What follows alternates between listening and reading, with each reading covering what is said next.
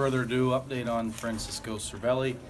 He was evaluated by a group of physicians back here in Pittsburgh, and we were primarily treating him for post-concussive symptoms.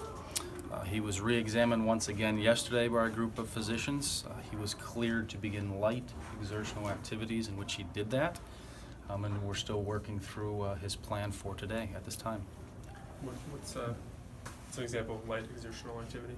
He did a 20-minute stationary bike routine, monitoring his heart rate.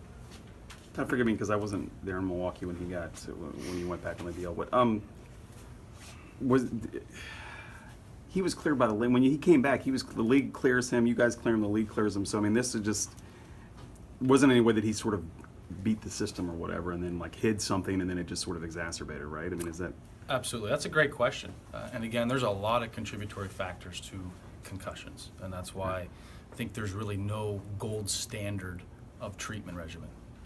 He went through the drills and the exams and the evaluations that he needed to. He was cleared, and unfortunately for Francisco, some of those symptoms re-exacerbated with playing. Now we have an opportunity to take a little step back, continue to monitor him, re-engage him in same activities, and see where this takes us. Do you have to bring him back slower through that process, just given the recency of the latest concussion? I wouldn't say necessarily slower.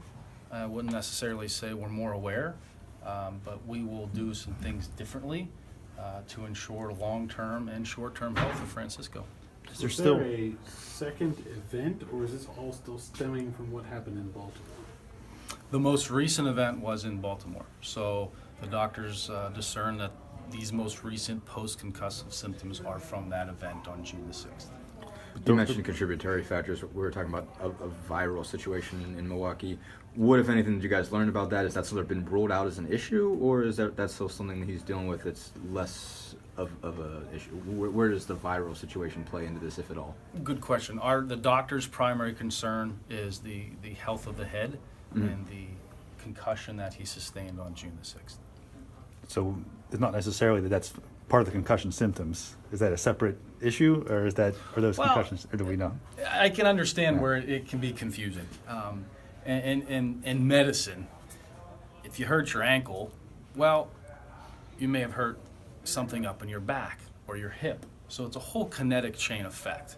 And what I mean by contributing factors, there's a lot of symptoms that viruses might create or present, such as a headache, such as dizziness, that could be similar symptoms that are involved with concussive-like symptoms. So that's why we wanted to make sure he got back into our hands, our group of experts that know him the best.